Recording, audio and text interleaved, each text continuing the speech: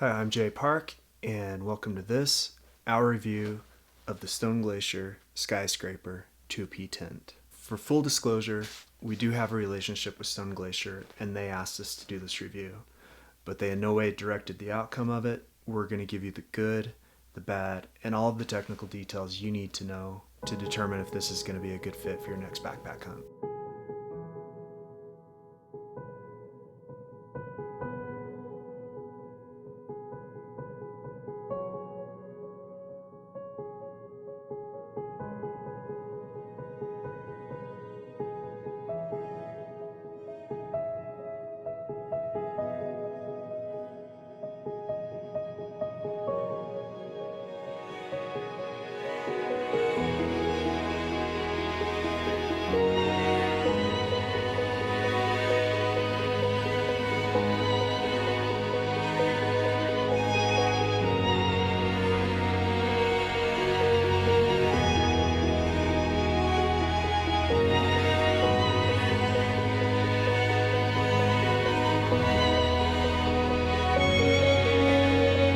The holy grail in outdoor gear manufacturing is reducing weight while maintaining strength. And this has always been the goal of Stone Glacier, starting with backpacks more than a decade ago.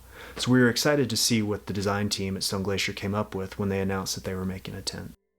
The Skyscraper 2P is a tent designed specifically for mountain backpack hunts in unpredictable weather. It's a 4-season, freestanding 2-person tent that weighs under 5 pounds. Now, this has ruffled some feathers amongst serious gear geeks, questioning whether it's truly a 4-season tent. And to get there, you'll see the design team had to make some sacrifices, but other technology that went into the tent more than make up for what they gave up. So let's begin with the important construction features that you need to know about. Perhaps the most controversial design feature is the denier weight of the tent body. The floor and the rainfly are made of only 20 denier polyurethane coated ripstop nylon. The inner tent is made of 15 denier ripstop nylon and no-seam mesh. Comparable 4-season tents on the market use upwards of 70 denier fabrics, which add a lot of durability, but come at a cost of a lot of added weight. Now, 4-season tents are characterized by their ability to withstand snow, but the ability to shed snow has more to do with the shape of the tent and the strength of the structure than it does the durability of the fabric. And unless something falls on it, it's rare for a tent to go back to a manufacturer for a failure of the fabric.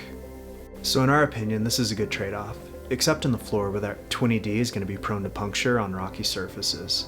For this reason, you're probably going to want to use the footprint, which is made of 30D ripstop nylon, and it's going to add a lot of protection to the bottom of your tent.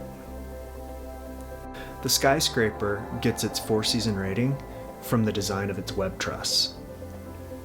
Generally, there are 2 types of tents. One uses sleeves to hold the poles, and the other one uses clips to attach to it.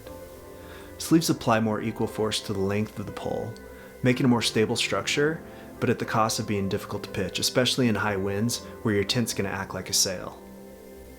Clips allow you to pitch the tent poles without catching the wind, and then attach the tent body to the poles. But those clips exert pressure on the poles, specifically at the point of contact, reducing the strength of the structure as a whole. The Stone Glacier web truss bridges that gap with sleeves that guide and hug the poles, creating structural strength, and then clips onto the inner tent. This makes it both really strong and easy to pitch in bad weather.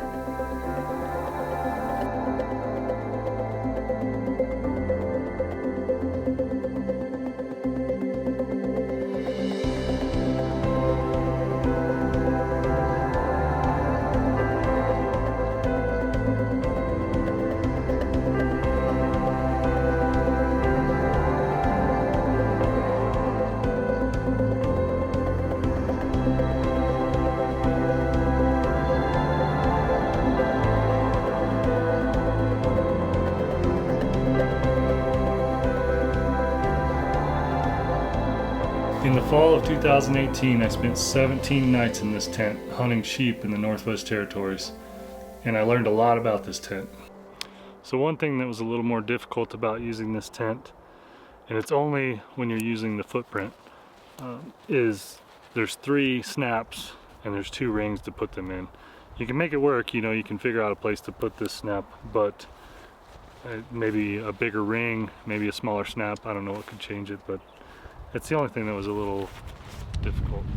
So one benefit to guying this tent is on your fly, this stitch here is triple stitched, and also on the inside there's a clip. So when you clip this, you're actually guying the whole structure. You're guying the web truss, the pole, the fly, everything all in one.